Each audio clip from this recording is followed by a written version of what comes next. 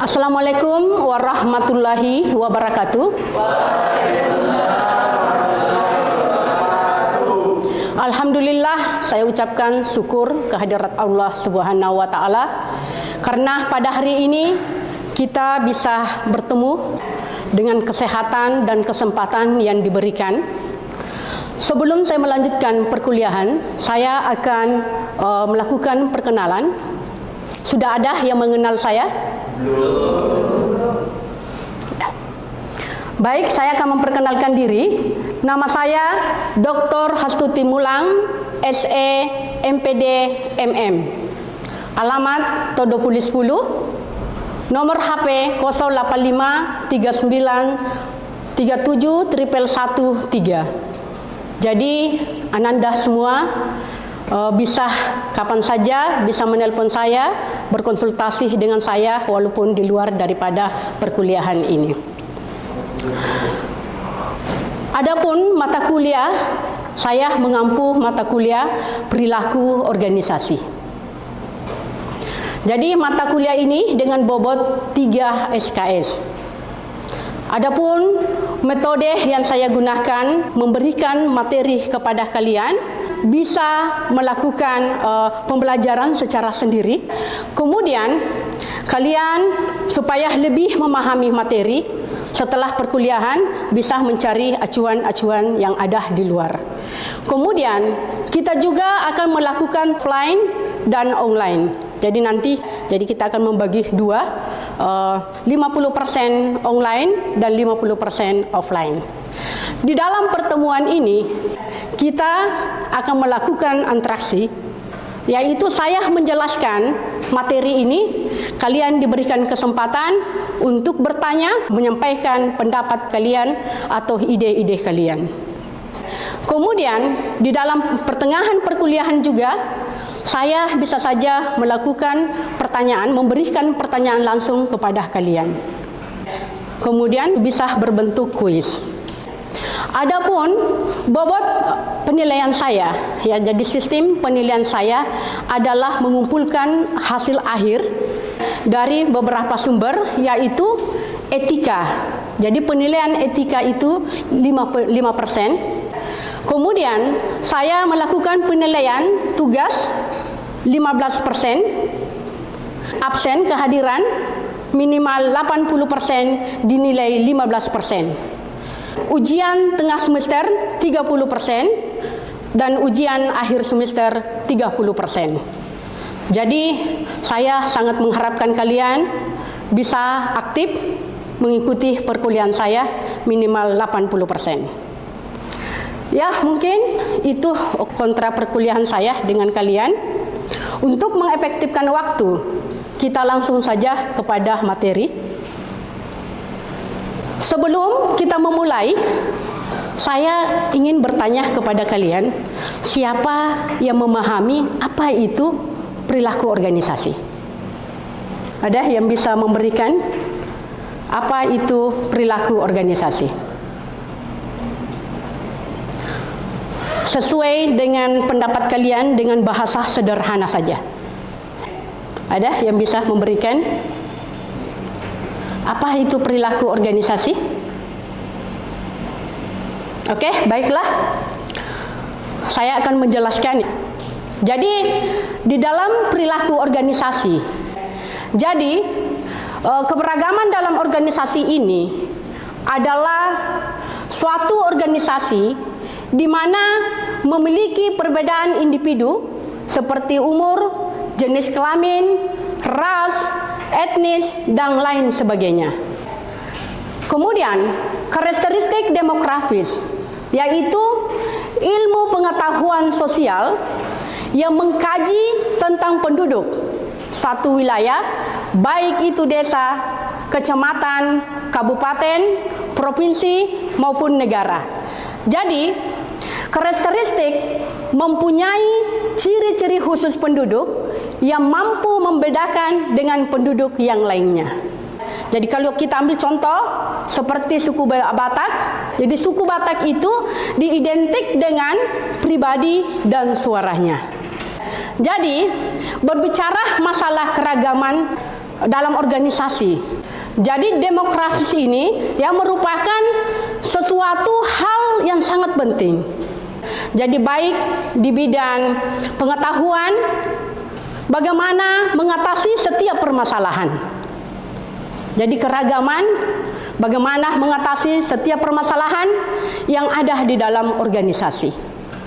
Jadi keragaman adalah sesuatu yang berbeda tetapi mirip satu sama lain.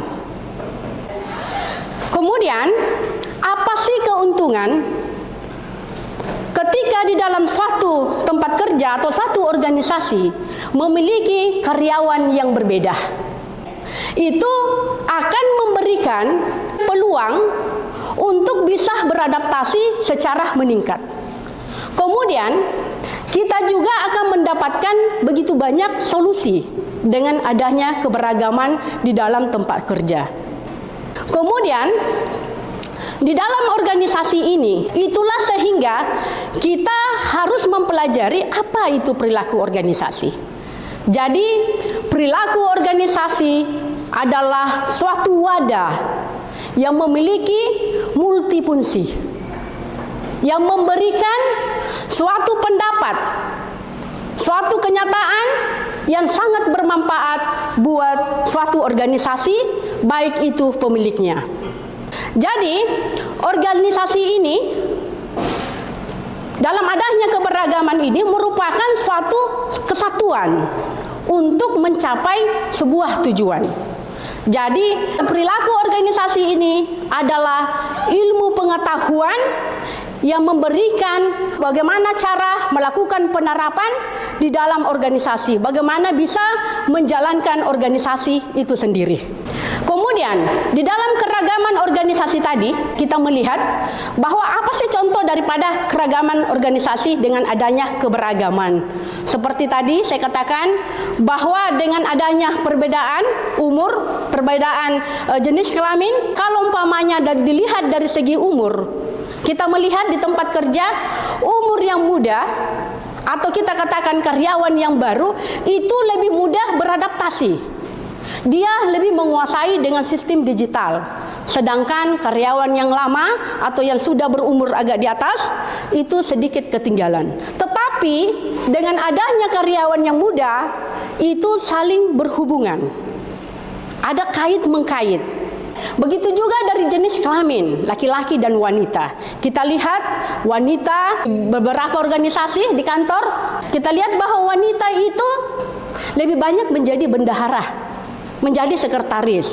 Sedangkan laki-laki lebih banyak di bagian produksi atau pengawas. Jadi saling melengkapi. Jadi itu salah satu contoh. Kemudian berbicara masalah komponen sikap. Jadi sikap ini merupakan suatu keyakinan, kepercayaan yang dapat kita kembangkan. Jadi sikap ini bukan bawahan dari lahir. Jadi sikap dapat diukur melalui bagaimana pengalaman seseorang, bagaimana pendapat seseorang. Itu sikap. Jadi dengan banyaknya pengalaman, maka sikap itu bisa berubah. Itu. Kemudian kesadaran. Ketika kita berbicara masalah kesadaran di dalam dunia kerja, kesadaran itu bagaimana kita bisa sadar dengan melakukan introspeksi diri, sadar dengan kemampuan kita, sadar dengan kekurangan kita, kemudian sadar bagaimana kita bisa beradaptasi dengan teman kerja kita, sadar apa sih yang harus kita kembangkan, kenapa kita banyak membuang waktu. Kemudian keyakinan atau kognitif. Keyakinan, kita yakin pada diri kita bahwa ketika kita melakukan sesuatu, yakin pada diri kita bahwa kita yakin bisa menjalankan, kita mampu menyelesaikan. Ketika kamu tidak yakin dengan apa yang ada di depan kalian, apa yang diperhadapkan dengan kalian, berarti itu adalah jalan ketidaksuksesan Anda. Anda sudah yakin bahwa Anda tidak bisa. Dan sebaliknya, ketika Anda yakin dengan diri Anda bahwa saya bisa melakukan, saya akan berusaha melaksanakan, berarti Anda sudah yakin dengan kesuksesan Anda di depan. Itu. Kemudian perasaan. Ini sangat utama sekali. Bagaimana perasaan Anda? Bagaimana Anda mengendalikan perasaan Anda dari segi positif? Jadi perasaan itu adalah sesuatu yang dianggap baik ketika baik itu adalah positif. Jadi yang negatif ketika perasaan Anda mengatakan itu tidak baik. Jadi bagaimana mengendalikan perasaan? Jadi jangan terobsesi dengan perasaan Anda, tetapi utamakan cara berpikir kalian. Itu perasaan. Jadi bagaimana mengintrospeksi diri, mengendalikan perasaan Anda dengan beradaptasi dengan rekan kerja. Buktikan kemampuan kalian bahwa saya ini bisa. Jadi kendalikan perasaan. Jadi apapun yang terjadi dalam dunia usaha itu, dalam dunia kerja itu, kendalikan. Jangan terobsesi dengan perasaan yang negatif. Kemudian perilaku. Perilaku ini, ya kalau kita berbicara masalah perilaku, di dalam dunia kerja itu dibutuhkan sekali perilaku. Jadi perilaku ini bagaimana kita bersikap, bagaimana kita bertindak di dalam tempat kerja kita. Jadi kita kalau orang Islam yang harus kita pegang adalah perilaku ini, kita harus berpedoman kepada Al-Quran. Jadi sikap ini menjadi sebuah kekuatan kita. Kemudian komponen sikap itu berpengaruh kepada kesadaran, perasaan, dan perilaku. Kemudian pengukuran sifat kerja. Jadi pengukuran sikap kerja, sikap berpengaruh kepada perilaku. Jadi sikap bagaimana nilai fundamental, motivasi, minat diri kepada sesuatu terhadap individu dan kelompok.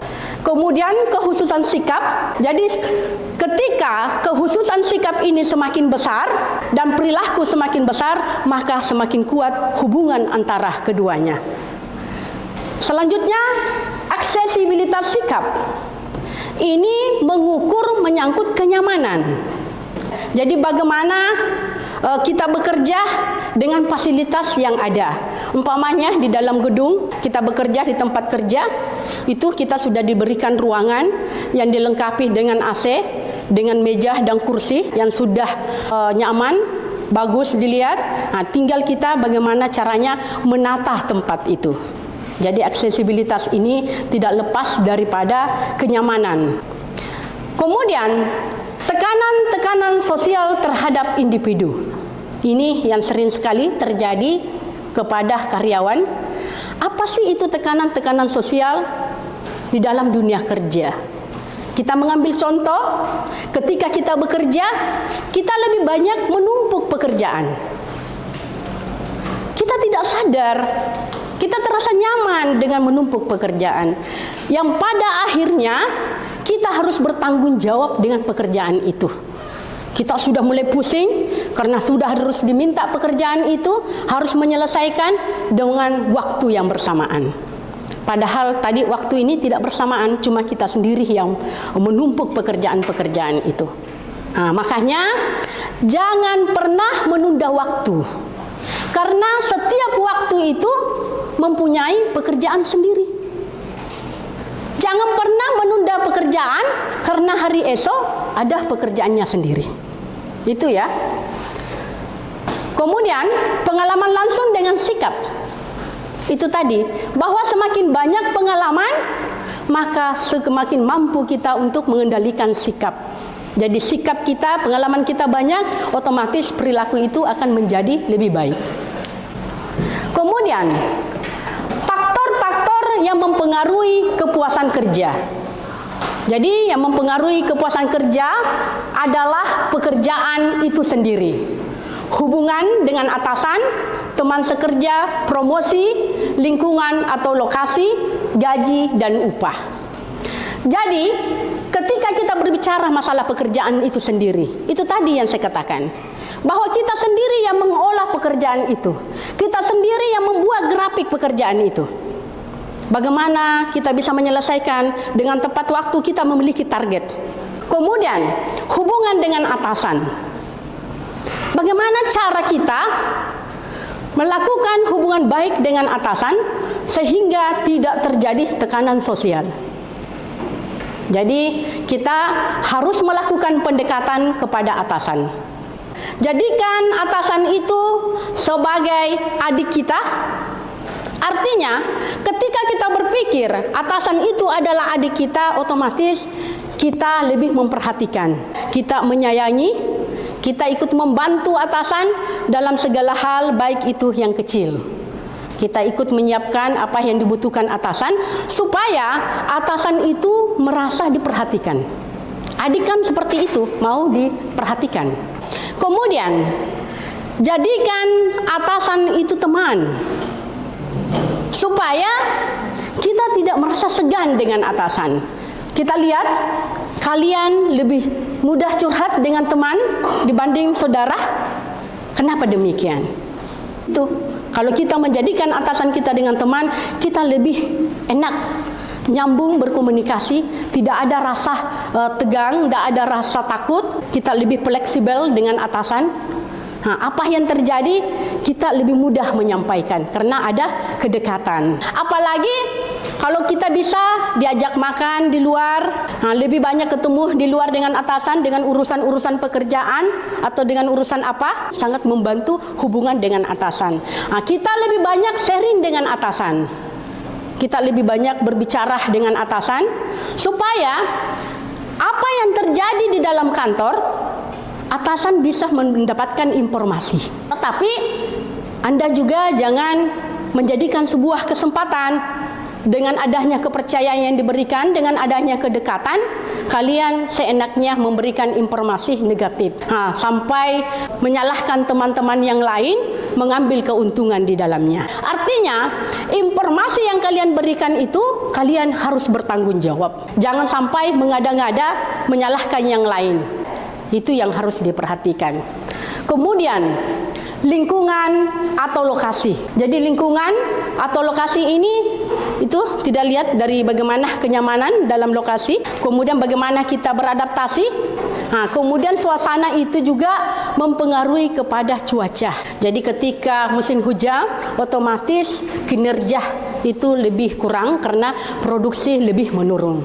Seperti begini juga dengan adanya kemarau, kita merasa agak panas. Itu juga sangat mempengaruhi. Kemudian gaji atau upah. Gaji atau upah. Ini gaji merupakan sesuatu yang paling utama karena menyangkut kehidupan kita. Jadi, bagaimana caranya seorang direktur atau pimpinan memberikan gaji yang memuaskan? Jadi dalam pemberian gaji ini ada beberapa acuan. Ada yang berpatokan dengan hasil daripada Depnaker yang sudah ditentukan. Kemudian gaji juga diberikan kepada karyawan yang dianggap bekerja dengan efektif, rajin, jadi ada peningkatan gaji. Kemudian gaji juga diukur dari kebesaran perusahaan itu. Artinya semakin besar perusahaan itu, maka semakin besar juga gaji yang diberikan. Itu yang harus diperhatikan atasan.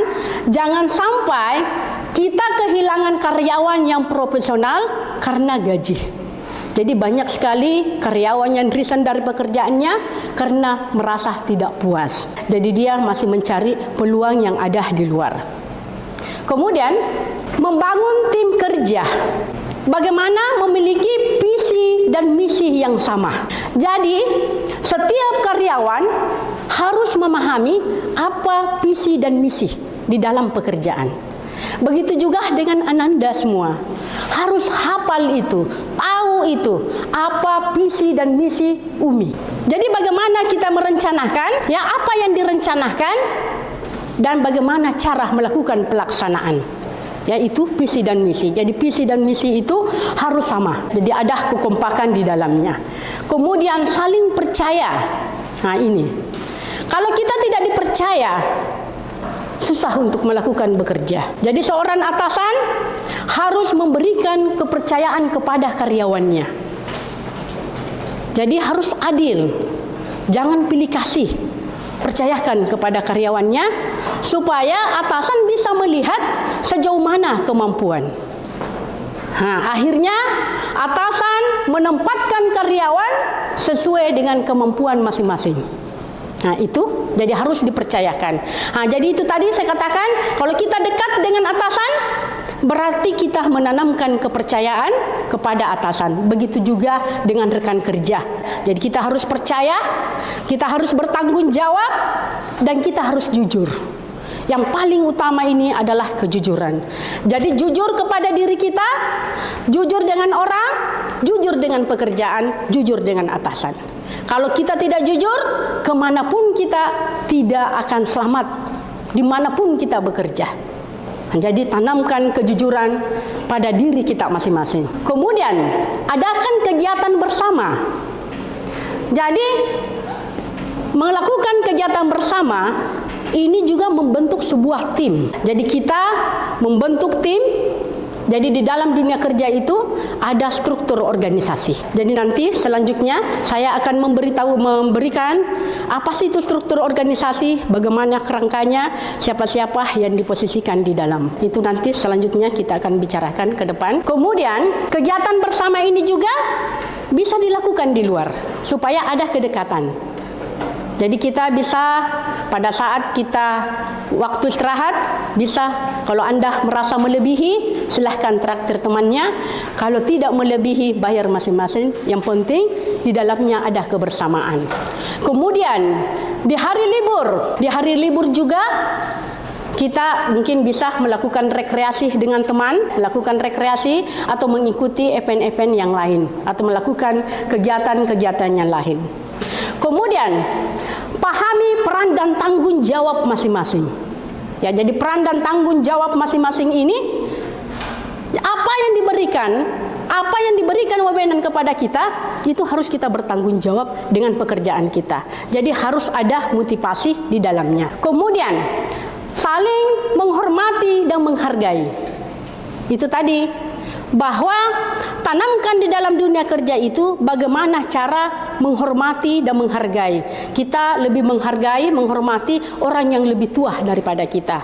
Kalau saya sendiri menerapkan, karena saya juga dosen, termasuk umur agak di bawah dibanding teman-teman yang lain, setiap saya ketemu dengan dosen yang umur di atas saya itu, saya cium tangannya. Entah dia posisinya apa, apakah dia S2, walaupun saya doktor, tetap saya cium tangannya. Kadang mereka tarik, tetapi saya tidak melihat posisi mereka, tetapi saya melihat dari dia lebih tua daripada saya. Jadi ketika kita bertemu di bawah, kita tidak ada salahnya menunduk dengan mengeluarkan senyum sedikit. Dan ketika kita berbicara, saling berhadapan, biarkan dia berbicara, kita atur. Jangan orang berbicara, kita juga berbicara. Kita orang yang cerdas itu ketika lebih banyak diam, tetapi begitu dia berbicara penuh dengan makna. Itu. Kemudian melakukan evaluasi rutin. Jadi apa yang telah kita kerjakan, itu kita harus evaluasi. Kita lakukan evaluasi apa yang telah terrealisasi dan apa yang belum terrealisasi. Jadi ada perbaikan. Ya, jangan berarti kita melakukan inovasi. Ada perubahan. Jangan apa yang kita kerjakan hari ini, itu juga besok. Apa yang kita kerjakan minggu kemarin, itu juga. Apa yang kita kerjakan bulan yang lalu, itu juga. Malah tahun lalu. Berarti tidak ada perubahan yang terjadi. Jadi harus membaca situasi. Kemudian, bagaimana cara mengukur kepuasan kerja? Jadi cara mengukur kepuasan kerja ini adalah menggunakan skala indeks, menggunakan skala questionnaire. Jadi nanti ketika kalian melakukan penelitian, ketika kalian melakukan skripsi nanti ya, disertasi, itu turun ke lapangan melakukan penelitian. Anda akan memberikan pertanyaan kepada karyawan apa-apa saja yang dilakukan selama melakukan pekerjaan. Jadi di situ nanti pertanyaan itu menyangkut pekerjaan mereka. Jadi ada yang memberikan jawaban memuaskan, tidak puas, ada yang baik, ada tidak baik, ada yang kurang. Itu. Jadi dengan cara itu kita bisa mengukur kepuasan kerja. Kemudian kita juga bisa melakukan pengukuran berdasarkan dengan ekspresi wajah. Nah, kemudian ada sedikit yang tertinggal menyangkut promosi tadi. Jadi promosi itu berbicara masalah promosi adalah kita diberikan wewenang untuk menduduki sebuah posisi. Jadi posisinya ini, jadi ketika kita ingin diadakan promosi, ingin dilantik, biasanya kita bahasa lantik atau mau dipromosikan, kita harus memahami memang apa visi dan misi daripada perusahaan itu, apa visi dan misi orang yang kita gantikan. Kemudian apa yang belum dilaksanakan, apa yang sudah dilaksanakan, supaya kita bisa menyusun visi dan misi yang baru. Ada perubahan. Jadi kita kumpulkan karyawan, kita adakan meeting, kemudian kita suruh karyawan untuk melakukan persentase masing-masing. Usahakan supaya setiap karyawan itu bisa berbicara. Dengan cara itu kita bisa melihat karakter karyawan kita. Oh, ini yang cocoknya di sini. Oh, ini kemampuannya di sini. Jadi kita tidak salah memilih dalam menempatkan karyawan karena kita sudah ada dasar daripada penilaian itu sendiri. Jadi ketika kita melakukan promosi, kita menyampaikan visi dan misi kita sesuai dengan fakta, sesuai dengan kemampuan daripada karyawan kita. Jadi kita tidak berbicara bohong bahwa ketika saya nanti menjalankan seperti ini, malah kenyataannya tidak, malah yang kita gantikan itu jauh lebih baik daripada kita. Ya, sekira itu materi saya. Ada yang bertanya? Ya, silakan sebut namanya, Nanda. Baik, Assalamualaikum warahmatullahi wabarakatuh. Waalaikumsalam warahmatullahi wabarakatuh. Perkenalkan, nama saya Fauzana. Baik, seperti yang disampaikan tadi mengenai salah satu faktor yang mempengaruhi kepuasan kerja yaitu hubungan dengan atasan. Nah, pertanyaan saya di sini yaitu bagaimana cara mengatasi ketika terjadi perbedaan pendapat dengan atasan. Sekian. Bagus sekali pertanyaannya. Jadi ketika kita diangkat menjadi atasan, terjadi perbedaan pendapat. Saya ambil contoh perbedaan pendapat antara atasan saja dengan karyawannya. Jadi ketika rapat, karyawan tidak cocok dengan apa yang disampaikan oleh atasan. Itu jangan terburu-buru menyampaikan ketidakcocokan itu. Jangan sampai Anda di bawah dengan emosi karena merasa tidak sependapat dengan atasan. Kalau ide saya itu sebaiknya dibicarakan di luar rapat. Nanti usahakan cari situasinya, waktu yang tepat, masuk di dalam ruangan pimpinan, sampaikan, minta penjelasan secara mendetail dengan apa yang disampaikan tadi. Kenapa saya, Pak, tadi seperti ini? Saya tidak cocok, Pak. Saya seperti ini. Jadi saya minta penjelasan secara mendetail. Jadi ketika atasan memberikan penjelasan secara mendetail, kalian mencerna apa yang disampaikan dengan yayasan. Kemudian introspeksi diri bahwa apakah saya benar atau salah setelah diberikan penjelasan secara mendetail. Kalian bisa memberikan, kalau saya, Pak, mungkin seperti ini, baiknya seperti ini. Ketika kamu sudah menyampaikan pendapat, tetapi atasan malah mengatakan tidak, harus seperti ini. Karena kalau kamu menggunakan seperti ini, hasilnya akan begini. Kalau kita menggunakan seperti ini, hasilnya seperti ini. Kamu harus introspeksi diri. Yang penting, atasan itu, saya sudah menyampaikan ide saya. Atasan sudah memahami kamu. Itu menjadi sebuah satu kepuasan, sudah menyampaikan. Dan Anda juga harus sedikit mengalah. Karena wewenang itu memang atasan yang punya wewenang lebih tinggi daripada kamu. Jadi harus dibicarakan dengan bagus, jangan dibicarakan di luar.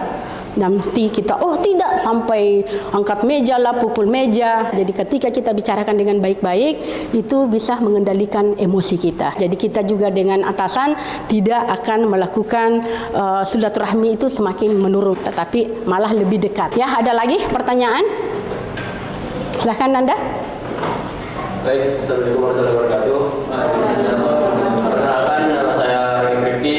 Terima kasih telah memberikan saya kesempatan untuk bertanya. Bagaimana cara menghadapi Sekian, Assalamualaikum warahmatullahi wabarakatuh. Ya, makasih banyak Nanda.